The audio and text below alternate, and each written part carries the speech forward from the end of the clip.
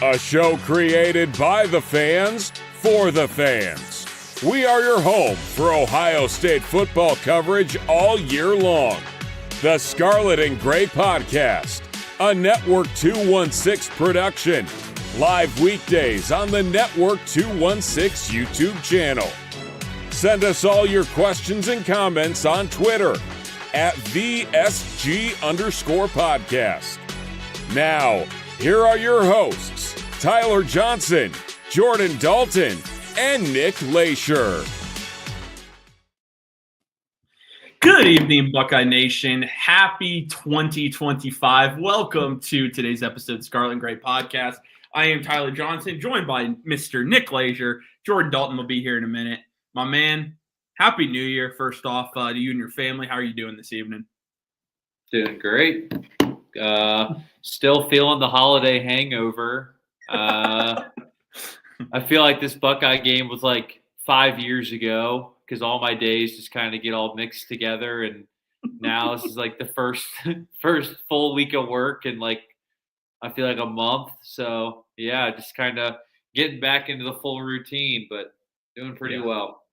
Awesome. Well, glad to hear that. Like I said, Jordan Dalton will be joining us here shortly. There's a lot to cover tonight. We're going to talk about Will Howard's draft stock in a quarterback class that is seen by NFL draft scouts as a lot weaker than in years past. Talk about his NFL draft stock a little bit, his performance, Ryan Day, and his current job status. We have a lot of transfer portal updates to get to as well. Before we get to any of it, guys, be sure, just drop a quick like on the video. Subscribe if you're brand new to the channel. Like I said, you guys have showed us a lot of support in 2024. Let's crush it even more in 2025. So drop a like. And again, subscribe if you're brand new to the channel. The show available on Spotify and Apple Podcast. So make sure if you are over there, go give us a 5-star review.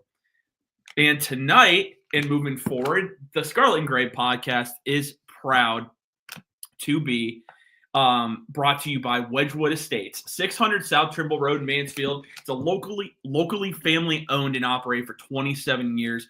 Wedgewood Estates, the area's premier senior residential community, and you can find out more by going to wedgwoodseniorliving.com, and the link will also be in the description as well. If you want to go check out Wedgewood, you can click that link and tell them the Scarlet and Gray Podcast sent you. All right, guys. Well, of course, what a fantastic performance we saw on New Year's Day from the Buckeyes. They beat Oregon 41-21. Absolutely demolished the Ducks. They had 8 points at halftime. Ohio State was absolutely destroying them throughout the entire game. Nick, I'm going to start with you, man. Your prediction, you had actually a blowout in this game. So first off, what were your thoughts just on this game and what you saw? I didn't think it would get out of hand so quickly. I figured they'd pull away late, but, I mean, here's the thing. You almost want Ohio State to lose the coin flip every game because if you give them the ball first, they're going to go down and punch you in the mouth right away. So, I mean, overall, just complete domination. Execution was at an all-time high. Play calling was spot on from both coordinators in this game. I mean, I just thought the Buckeyes came out and showed that obviously they can beat anybody in the country, and they can beat anybody by 20+ in the country. It doesn't matter who's on the other side of the ball. These Buckeyes are for real, man. And it just took a loss to that crappy team up north to kind of wake them up, reality check. Like, all right, guys, now it's time to kick it into gear. And that's what they're doing. I mean, they're coming out and dominating from start to finish. JD, obviously, you weren't able to make the game day preview. I know you were very busy, but overall in this game, dude, what were just some of your thoughts? Like I said, Nick had this as a blowout. I had Ohio State winning by 10. So, I mean, we both had double-digit predictions. What were your thoughts on this game? Yeah, I didn't get to give you guys my score prediction, but I actually had it as 38-35, so a pretty close game. I had Ohio State winning the game, and you know, like we started the playoff, I wasn't super optimistic, especially after that performance against Michigan. Let me flip myself real quick. My computer's all jacked up. So I wasn't I wasn't super optimistic coming into the playoffs. We just absolutely steamrolled Tennessee. Did not expect the exact same thing to happen to Oregon, but man, right now this offense is clicking at a level we haven't really ever seen at Ohio State. I think like the most comparable performance that I can think of off the top of my head is the 2014 run, the blowout of Wisconsin, and then the almost blowout of Alabama in the first round of the 4-team playoff. And then they dominated Oregon in the national championship that year. Pretty comparable run. But yeah, I mean, the offense has been sensational. The defense, I mean, we're going to get into it, but we're seeing things from this defense that we hadn't seen all year. And it's in the biggest game against the best teams. Like, and people kept counting us out just because of the injuries and the performances late in the season. But Ryan Day got those boys fired up. Mm-hmm. Yeah. Yeah, dude. I mean, absolutely incredible what we've seen so far. I think kind of like you said, Nick, I was not expecting this. I mean, personally, I wasn't expecting this type of blowout, first and foremost. I thought Ohio State would pull away in the second half because I thought Oregon's offense is very good. I mean, we know that. They have a very good offense, one of the top in the country, of course. I was not expecting them to be completely shut down. I know this Ohio State defense has been very good this year, but Oregon still put up points on them. And I know that was in Eugene, but Oregon in this game just looked completely shell-shocked. Like they had no idea what they were seeing. It's almost like in this game, they were playing a completely different team than what they saw in Eugene. And I think we saw that because you come out, Ohio State is just aggressive from the get-go, and it wasn't even the deep passing game. I mean, you look at Will Howard, Jeremiah Smith coming in motion. Will Howard hits him. Jeremiah Smith does the rest. There's nobody there in coverage. I mean, one of the easiest throws Will Howard will ever have in his career. And from that point on, it was wraps. I mean, there was nothing Oregon could do to stop Ohio State. And I think the encouraging thing, we've talked about it. I know I have ad nauseum. Biggest thing I was worried about was Will Howard's deep ball. Every time Will Howard throws it deep, I just assume it's going to be a completion or a touchdown at this point. I mean, he is dialed in. He's playing like a guy who is on a mission. And I'll tell you what, he is putting in performances at the quarterback position we have not seen since C.J. Stroud. And the way the Buckeyes are playing right now, Nick, we talked about this during the game day preview. There's not a team in the country that can hang with Ohio State when they play. Like, there just isn't. There's not a team that can score like the Buckeyes. There's not a team that can play defense like the Buckeyes in the entire country. And they are putting it together all at the right time. It's a lot of fun. I mean, talk about where we were after the Michigan game to where we are now. It's night and day. And the question I'll propose to you guys before we dig into some stats here, why do you guys think it takes us losing to Michigan to see the best out of this team? I mean, if we had the answer to that question, we would win the Nobel Prize. I have no idea, man. I really have no clue. And you know, it was funny. I had a friend of mine kind of text me. He's like, so you're telling me this team lost to Michigan, a crappy Michigan team? And I'm like, yeah. He's like, part of me thinks that Ryan Day might have thrown that game, right? Just take the L. You get like pretty much a month to get healthy. You know, you don't got to worry about the Big Ten title game, none of that stuff. And, you know, part of me is like, man, that kind of makes sense. But, I mean, I don't know why you'd want to throw the game. But I don't know, dude. It definitely seems suspicious. But, and again, I'm just speculating off what one of my buddies said. But I don't know, dude. It's definitely bizarre. But, I mean, I'll take it. If that's what's going to light the fire, I guess.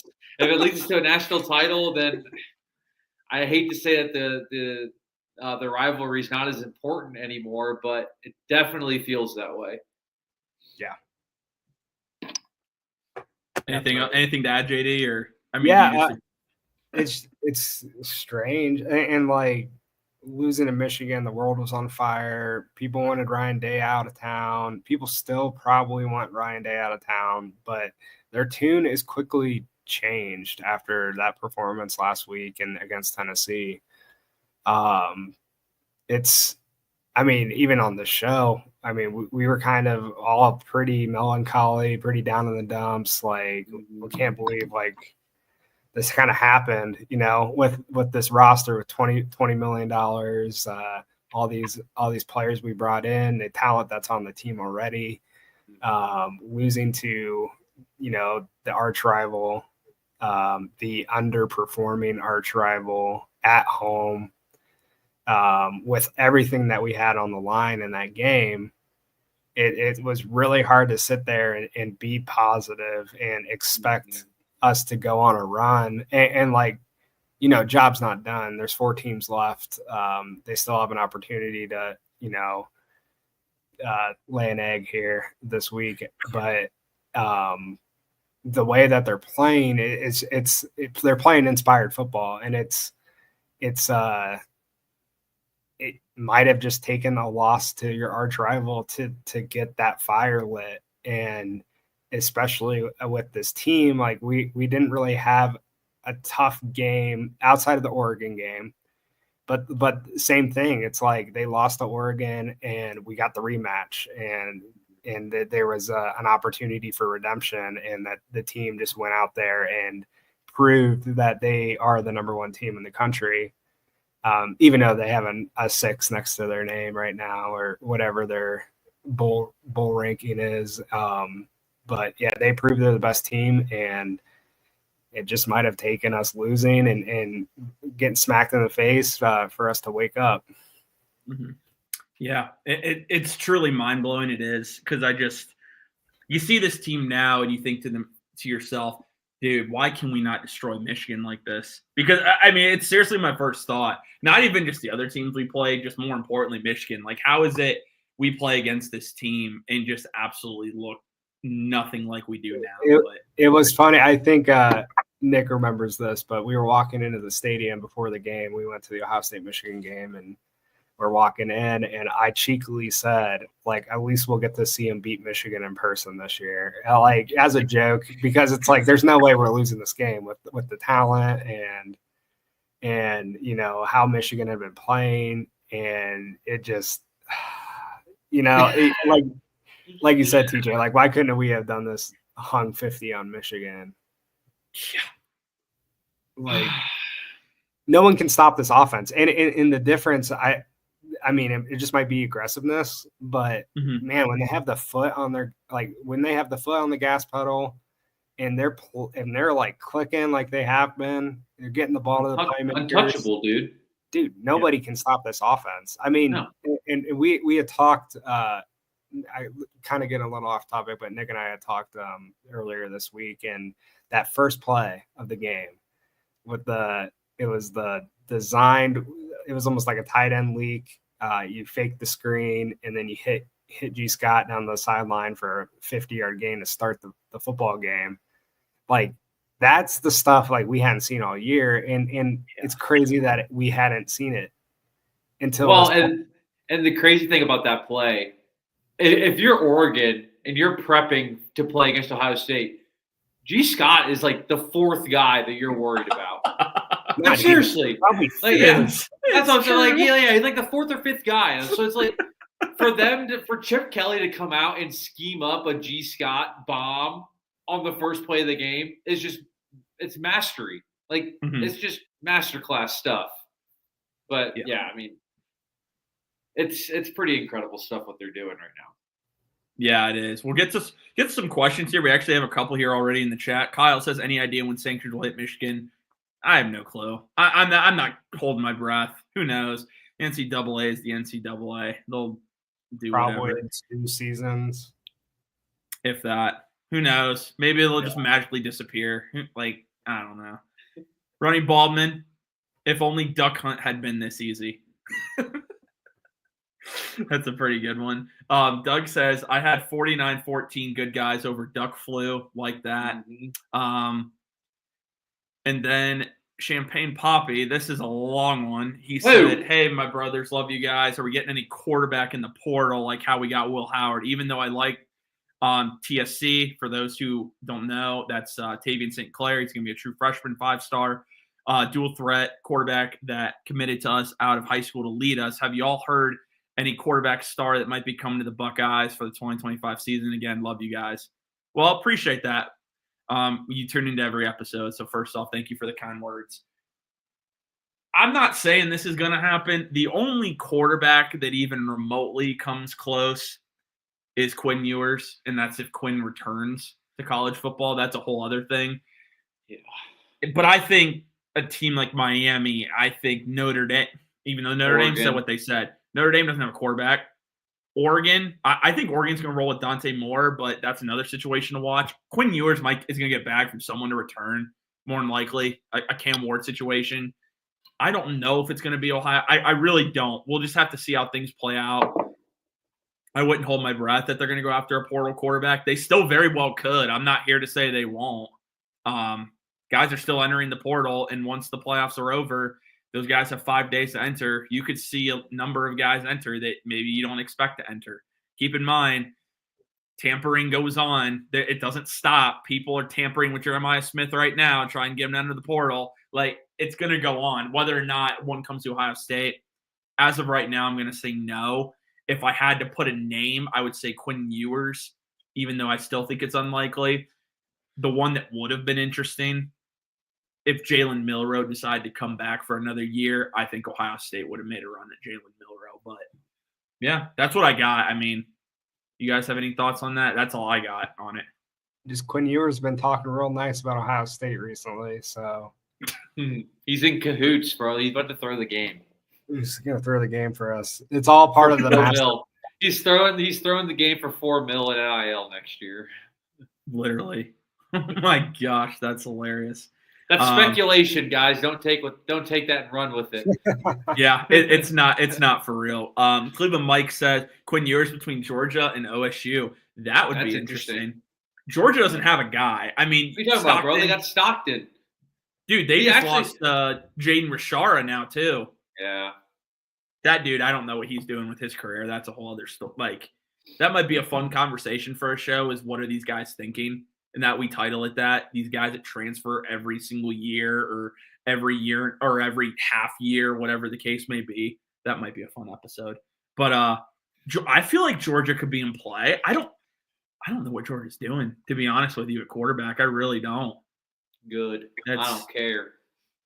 I don't care what they're doing. Here's a good question that got proposed to us. Ronnie Baldwin says, a question posed to me the other day. Would you rather lose that team up north for 10 years in a row and win 5 national championships, or beat that team up north over that time span and only win 1 national championship? In the old days, I'm probably taking the Michigan wins. I don't think it matters as much. Unfortunately, I don't think the rivalry's dead. I don't think there's ever going to be, love lost between those two teams. But, give me the national championships. I think I'm with you on especially that. in this day and age, like the feeling of winning the Rose Bowl after a home playoff win, and then the chance to go and win the Cotton Bowl, and then play in the national championship all in one season. Like, I'm probably going to take the losses to Michigan just to have that opportunity to win all those bowl games and win a national championship. You get a lot more hardware winning all those bowl games. And you have a dynasty. That's what dynasty is. I mean, like, I'm the biggest stickler when it comes to wanting to beat Michigan, but even I mean, if you tell me I'm getting 5 guaranteed national championships in 10 years, dude, I mean, I'm taking that in a heartbeat. Cleveland Mike also adds here, note, it's going on in the chat too. So, but ain't no true freshman going to be our starting quarterback. I do agree with that. I really, especially this era. Just a redshirt freshman. That's a whole other. Yeah, that's going to be really. That's why the transfer talk is interesting, and I'm sure if Texas, you know what, we'll talk about that a little bit more. But I wouldn't rule it out. Even though if it is unlikely. Devin Miller coming back. Another possibility too. One of his destinations is gone, so we'll see. We'll see. Cal is off the board now after they got that 5-star freshman to. That's a whole other funny story. Flip his commitment, even though he signed his letter of intent and whatnot for Oregon. Lavelle says, I think we get Damon Wilson from Georgia. We will talk about that here in a little bit. But anyways, guys, so the stats in this game, absolutely incredible. Will Howard, 17 of 26, 319, 3 touchdowns, 12.3 yards per attempt. First off, let's just talk about Will Howard real quick. The growth that we have seen from him from his first snap at Ohio State to now is just incredible. I mean, when you look at him, where do you guys see him as potentially going in the NFL? Because there are a lot of people saying he was a day 3, maybe undrafted. But now when you look at his performance, and we know how NFL teams are, you can put together a string like this in the playoffs. It's going to boost your – like it is, especially in a weaker class. Where do you guys see him? Do you think he ends up being one of the higher drafted quarterbacks now based off just his performance that we're starting to see in the college football playoff on the stage that matters most? I think go ahead, Jordan. Yeah, you're good. So I don't really understand what the knocks. I mean, there are a few negatives with Will Howard, but he's got a lot of really good intangibles as an NFL quarterback. You look at his size, his decision making. He's got a decent arm. I think arm strength is probably one of his weaknesses. But he can make throws. He's been throwing the deep ball really well. His anticipation has improved a lot this year as we've gone on. I think he had a really hard time adjusting to how good Ohio State's receivers were early on. He was like throwing to where they were, not where they're going to be, kind of thing. But hey, buddy. Sorry, I got a little rugrat. Later. But yeah, I think that his draft stock's definitely improved. I think probably 3rd round pick. That's kind of where he's sitting right now. That's what I was kind of thinking. I'm thinking like 3rd, 4th round. I also think for him to be successful, he's really got to fall into the right system. You know, I mean, he's really got it easy at Ohio State at the time. I mean, you're throwing to a bunch of 5-stars that can just go make plays. Like you see 4 running down the field, I'll just throw it up to him and he's going to make a play. You know, so it's tough. But I mean, he's definitely been really good in this stretch. And like you said, Jordan, he can make pretty much every throw. I don't think that's the problem. His decision-making has really improved as the season's gone on. I feel like he's definitely been making quick decisions, especially in these first 2 playoff games. His decision-making has been super quick, and he's been getting the ball out. And that's why he hasn't really been sacked at all. It's just he's getting the ball quick, he's accurate, he's on time. I don't know, man. I think 3rd, 4th round would be a really good landing spot for him as of right now. Like you said, with the class being weak. There's been a trend with college quarterbacks, though, over the last couple of years. The guys that are succeeding early are the guys that have a lot of experience, which Will Howard has. He's played in a ton of games in college. You look at Bo Nix, Jaden Daniels, Michael Penix, who's playing really well at the end of the year. Once he got an opportunity, like those guys played a ton in college, and that is showing to translate early on in NFL. And the guys that are, a little bit more inexperienced, Anthony Richardson, Caleb Williams, those guys seem to struggle a little bit because they don't have the snaps, they don't have the reps. And so I think Will Howard is kind of at an advantage when it comes to that over guys like Drew Aller. If he were to come out, he doesn't have a ton of game experience, but he's extremely talented. Shedeur Sanders. Yeah, but Shedur's, played at Jackson State, had a couple years at Colorado, so he's got a couple games. Played. Cam Ward's played everywhere. He's probably like a 6-year senior technically.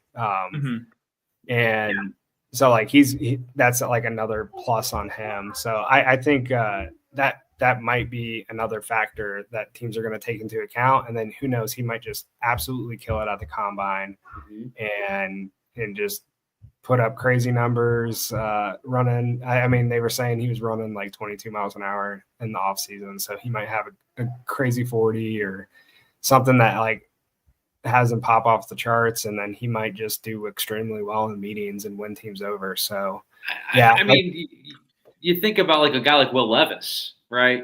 A dude that really didn't have a great college career, still got drafted pretty high, you know. So it's because, I mean, they just see the intangible, like the arm talent, the size. I mean, he's an athlete. But I don't know, man. I would like Will Howard in the NFL. I think he could fit a lot of systems. I think for Will, and I saw Cleveland Mike say this. He said at worst 4th round, but I think he goes day 2. I'm in the camp that he goes day 2. I do think, and if he wins a national championship, you're talking maybe early day 2, because I do think teams look at that run, and if you do it when it matters most, I'm telling you that'll shoot up your draft stock. Part of the reason why Drew Aller might change his mind and declare for the NFL draft, especially if there's a team in North Central Ohio that decides that they want to bring him home. But anyway, with Will Howard, guys, he needs to go, I feel like, to a place where he needs to run that Shanahan, Kubiak type system. Everything is schemed up for him. He can make plays out of structure. I'm not saying he can't. But if you want the best way for him to succeed, look at Kyle Shanahan. Look at a Kevin Stefanski. Look at what New Orleans is doing down there with Clint Kubiak. That type of system down there, everything is schemed up for you. Now, again, there's still times that not everything will be perfectly schemed and so on and so forth, and he'll have to make a play.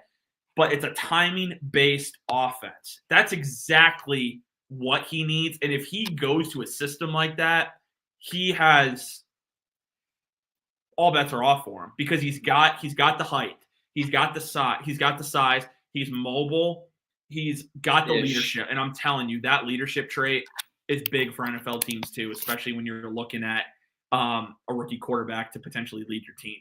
So definitely really curious to see where he ends up. Wouldn't even mind him in Cleveland. We're obviously Browns fans. I would not mind him as a Cleveland Brown. I really wouldn't. I've really grown to like Will Howard, and even though he's only here for a year, it bums me a little bit that this is it. Like for Will, it really does, because I've really enjoyed having him here. But another good comment here: if Will can work on timing of his throws, he can be nice. Yeah, I agree, and that's the biggest thing for him. Sometimes he's a smidgen late, and you can see it. Yeah, but I'm telling you, he works on that. He has a good blows up the combine. He will shoot up draft boards. He might be a top 5 quarterback taken. I think, to go along with what you were saying, TJ, his play style would fit, like you said, a team that's in structure, that you have a lot of stuff schemed up. And like when you start talking about it, I'm like, man, he plays a lot like Brock Purdy. And like, and I was like, that's kind of like his play style, and that's kind of probably his model that he should probably go after, not the Josh Allen type. I know he was saying in the offseason, he can't create quite like Josh Allen. I don't think very few people can. He's mobile enough. He's mobile enough. He's big enough, kind of like the Big Ben body type, hard to bring down, Jacoby Brissett kind of guy. But good comparison there with Brissett. Yeah, I think he could be like a little bit more effective offensively than Brissett. But I think if you give him a team where he's in structure, like Brock Purdy and 49ers, I think that's a great fit. Yeah, absolutely. Doug adds here that his growth and improvement in a single season is pretty dramatic. His leadership is elite. Yeah, I think that's the biggest thing for me. This guy might be a 5th-year senior, but he's not settling for just being the quarterback at Ohio State. He takes it seriously. And I think in the transfer portal era, for guys to really buy in, like Will Howard has, like Caleb Downs, like Quinshon Judkins, like Seth McLaughlin, that's big for your program, because not only does that establish the culture that you have, that's also going to get, and we're seeing it right now, these transfers that are coming for Ohio State now. And you're going to see more and more guys want to transfer to Ohio State and may be willing to even take a little bit less in NIL because of the foundation and the culture that's built at the program. Because that's what you're starting to see. Ohio State might not be the highest bidder for some of the guys they're getting. For instance, Ethan Alonia, the offensive tackle from Rice. He could have gone in the NFL, probably been a day 2 pick. He came to Ohio State. He didn't have to. I'm sure NIL was in there, but I guarantee you he probably could have made more in the NFL. So it's just things like that. And Doug points out, again, his improvement and growth. So very encouraging to see there. Lavelle, I'm glad you brought this up. Yes, what's your confidence level versus Texas? We're going to be talking about that on Friday. So Nick gave you a teaser for what he thinks. But yeah, we're going to talk about this on Friday. Your Ohio State versus Texas Cotton Bowl game day preview will be available Friday morning here on the YouTube channel and Spotify and Apple Podcasts. So make sure you don't miss that. Guys, what else stood out to you in this game? Again, we talked about Will Howard. I think the other thing, and then I'll give you guys the floor, the run game.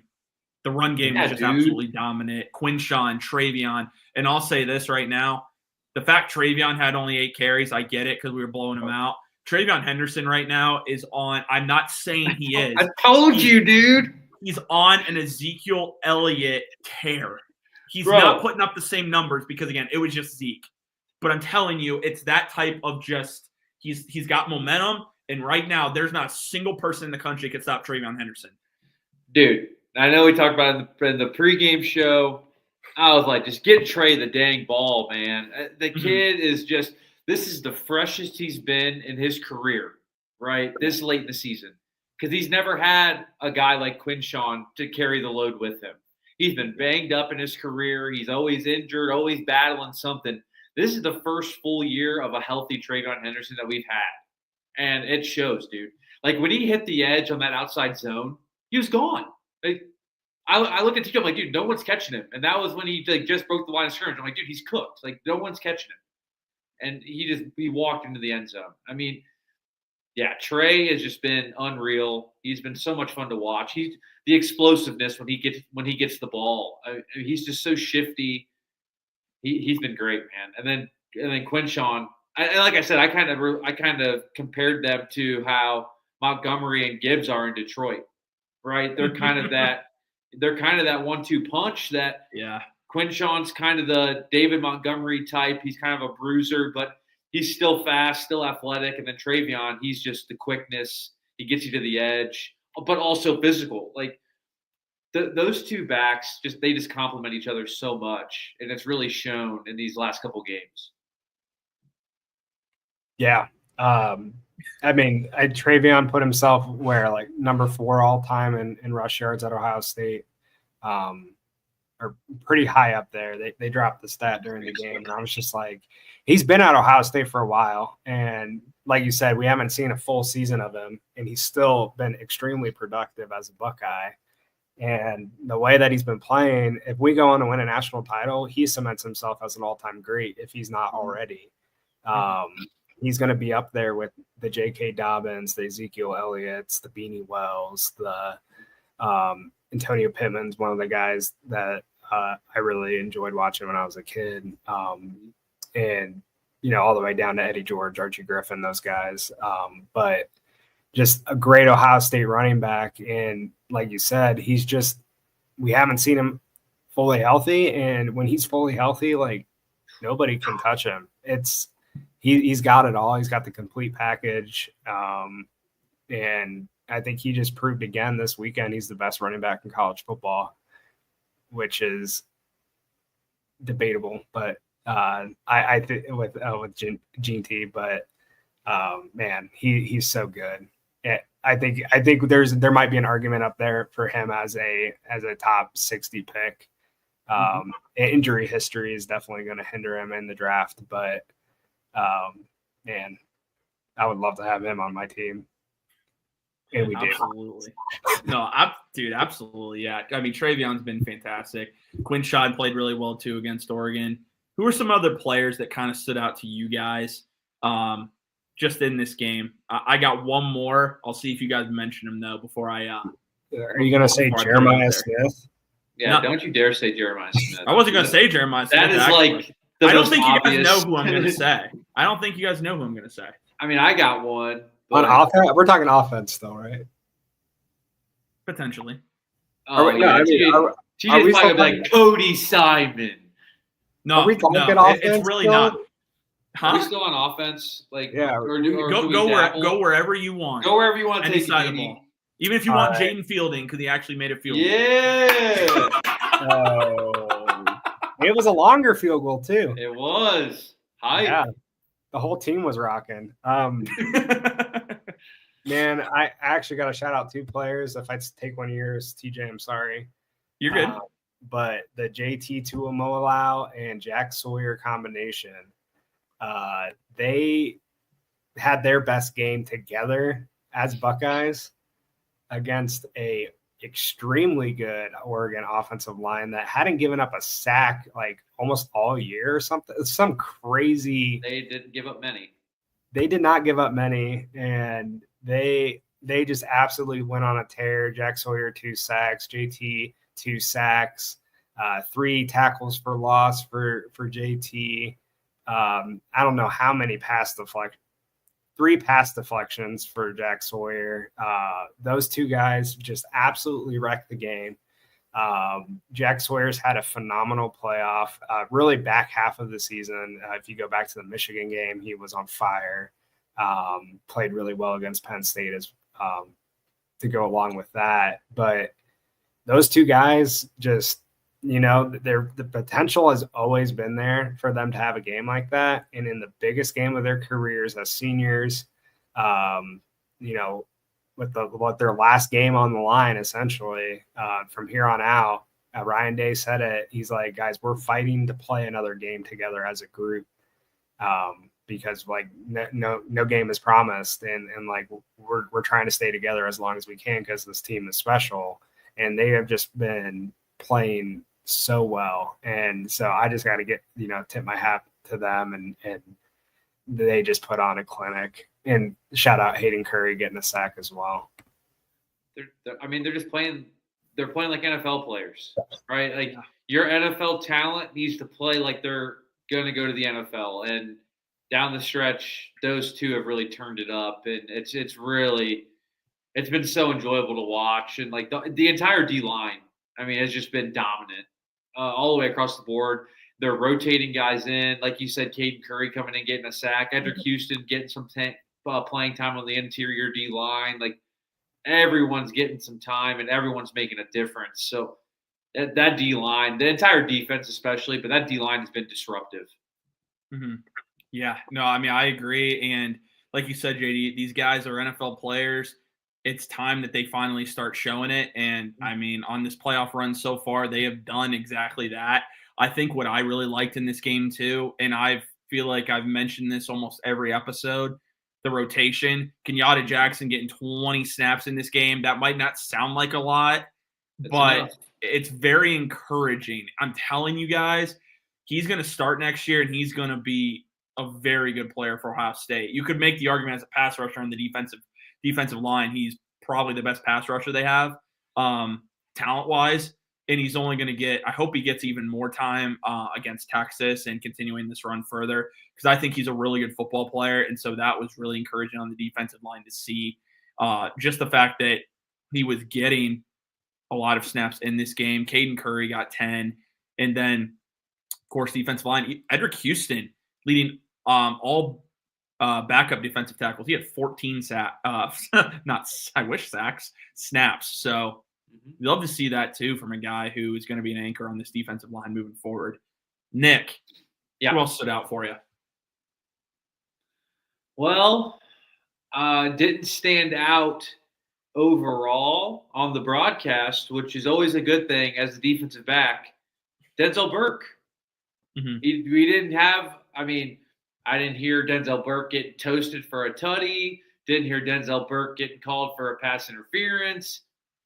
When your DBs aren't in the national spotlight, that's the best thing you can ask for, because they're not getting called for penalties and they're not getting roasted online for getting toasted deep.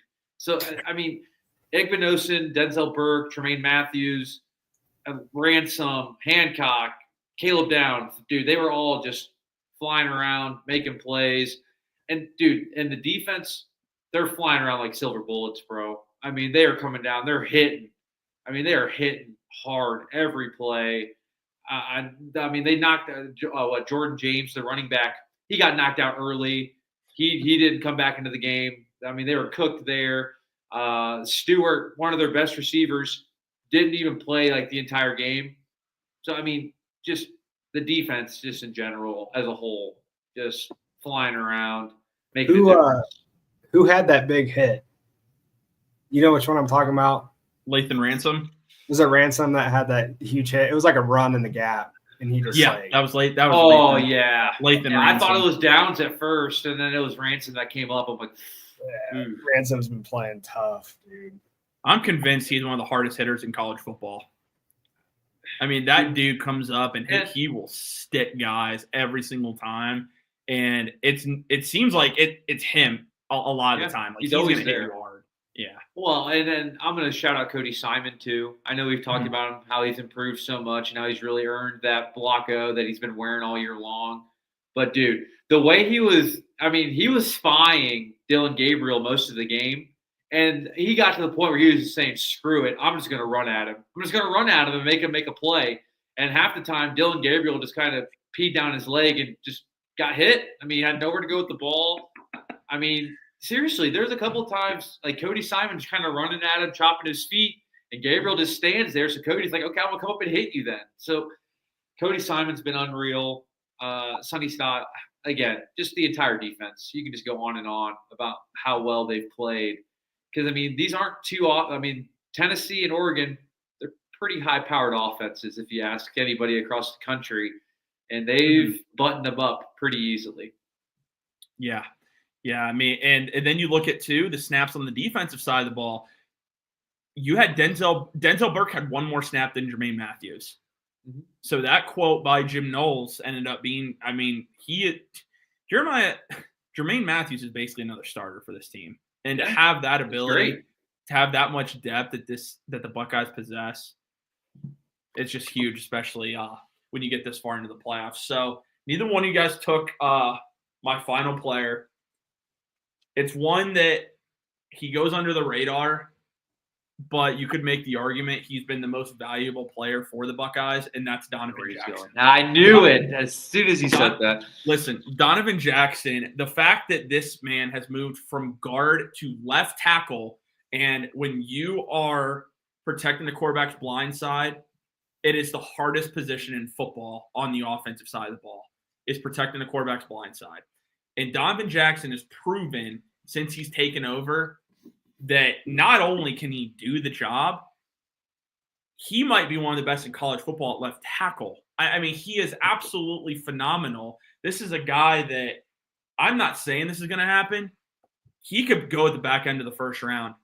When you show that you can go from guard to tackle to guard in the NFL and do it at a high level, there's nobody right now that's boosting their draft stock more than Donovan Jackson. That includes Will Howard, because Donovan Jackson's ability to move like that on the offensive line, teams absolutely covet that. And I think that's huge for him. You look at his stats against Oregon, against Jordan Birch and Mateo Uguangale. No pressures allowed, 0 sacks, 0 penalties. Been absolutely fantastic. Pretty good. And he is – it's easy to say Will Howard. To me, I think the MVP of this team's been Donovan Jackson. What he's been able to do, and the fact that he's been not only serviceable at left tackle, but played it at a high level is a big reason the Buckeyes are where they are right now. So, have to give a shout out because he's been phenomenal. He's got another big matchup this weekend. He does. Another big one. I feel like there's just pass rusher after pass rusher after pass rusher that these guys have to see. Dude, that Colin Simmons kid, he's the real deal. I mean, true freshman, he's the real deal. I'm excited, man. I think this Texas matchup is going to be nuts.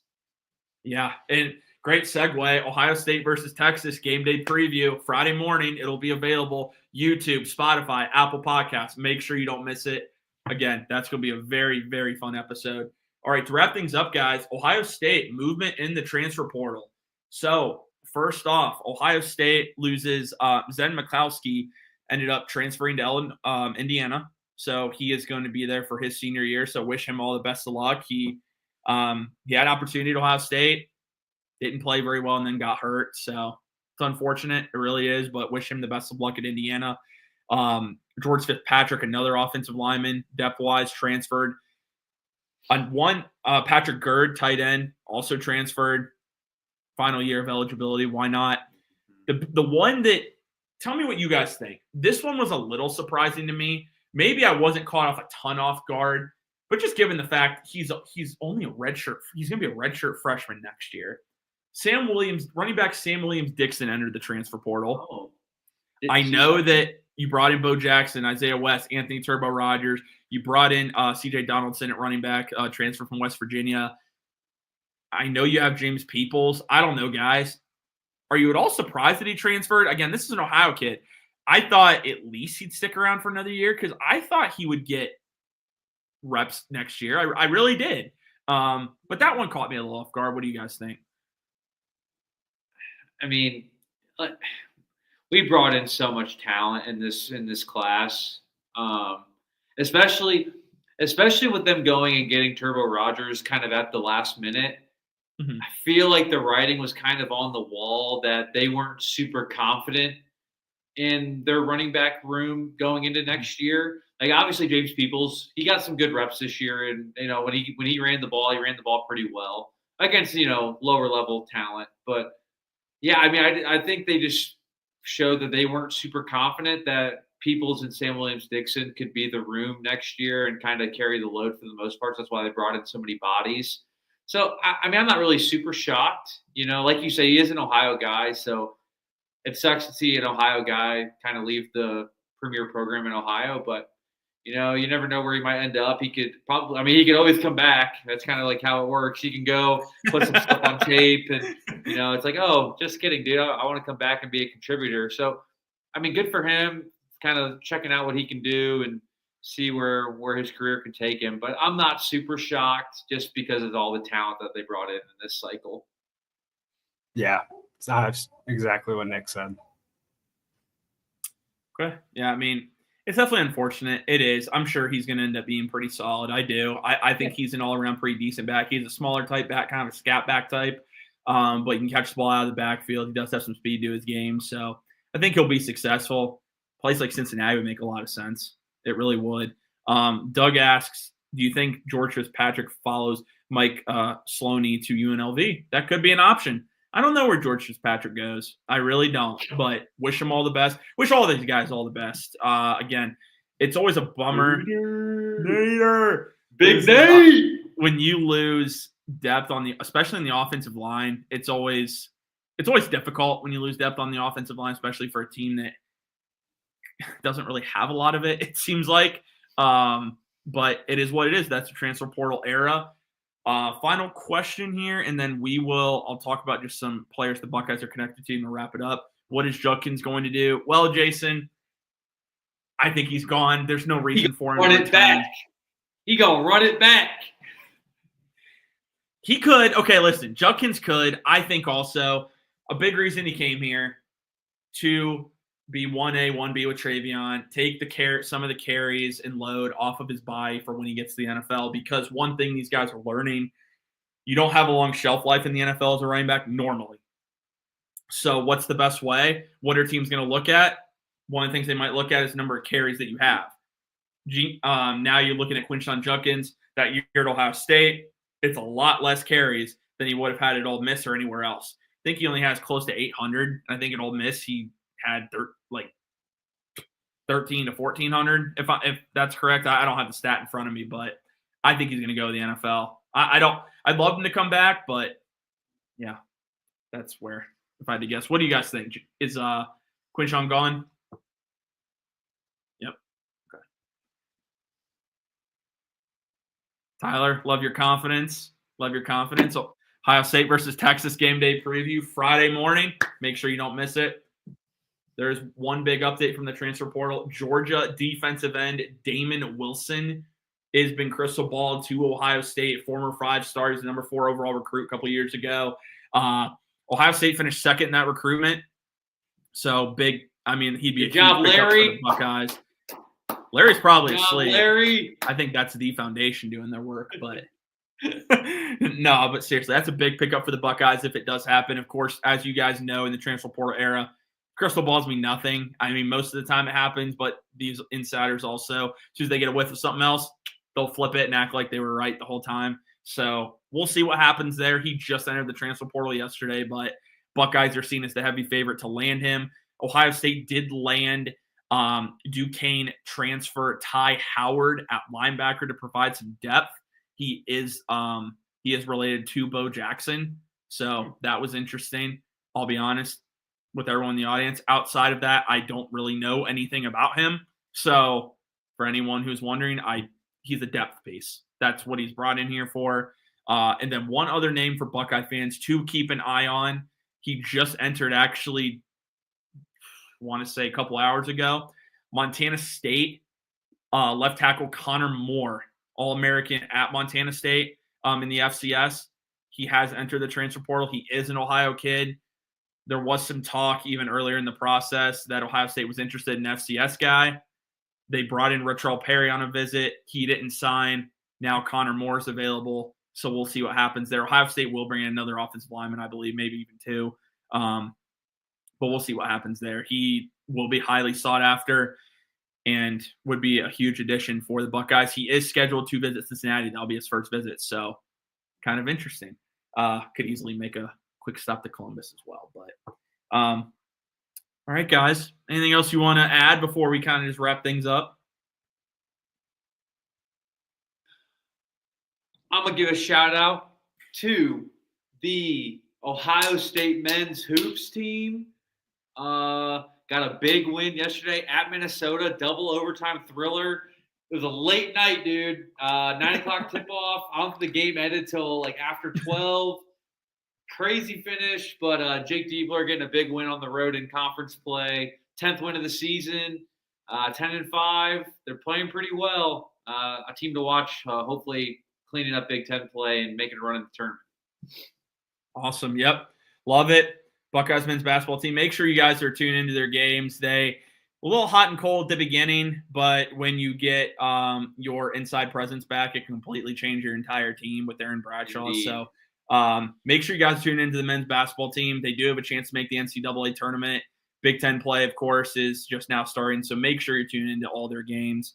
We'll be sharing information on the basketball team from time to time. I know we mainly cover Ohio State football, but we are going to cover Ohio State basketball a little bit more, especially when the season does come to an end. Real quick, Tyler says score predictions. Ohio State versus Texas game day preview. Friday, on Tyler. We will be giving you predictions. They will. Be I think you'll like them. Doug says thank you guys for the show. We're gonna do bowl predictions, the other games as well. Yeah, because that game will already be over, so we might as well give the. Notre Okay, Dame. you know what? You know what, JD? I'm glad you caught that. All right, who you got? Penn State, Notre Dame. Oh. Give me Go ahead, Jordan. Dude, I am so back and forth on this game. I've been thinking about it all week. It's. I would love to see a Penn State Ohio State national championship, but I would also love to see a Notre Dame Ohio State national championship. I just hate Notre Dame, so I think Notre Dame wins. I would love Penn State to win this game, but I think Notre Dame wins by 2 touchdowns. So like 28-14. Interesting. Nick, who you got? I am also in the same boat as Jordan. If both of these teams could lose, that'd be ideal. Because I would hate to see James Franklin get to a national championship game because that just disgusts me. But also with the amount of crap that Marcus Freeman talked about Ohio State in the last year or so, I also don't want him to get to a national championship game. But that being said, I think Notre Dame wins a close one, 21-17, Notre Dame. Okay. As the great Lee Corso would say, not so fast, my friends. I got Penn State in this game. I think Penn State has overall more depth on the defensive side of the ball, and that's big right now. Notre Dame lost their top defensive lineman. That's going to hurt them, especially against a team that runs the ball like Penn State does with Nicholas Singleton, Katron Allen, Drew Allers playing on another level in the college football playoff. I think they have the advantage at quarterback. I think they have advantage at running back. I think they have advantage on the defensive side of the ball. Where Notre Dame does have the advantage, though, they got the better coach. It will be a close game. But I never thought I would say this in a sentence. I have Penn State making the national championship game.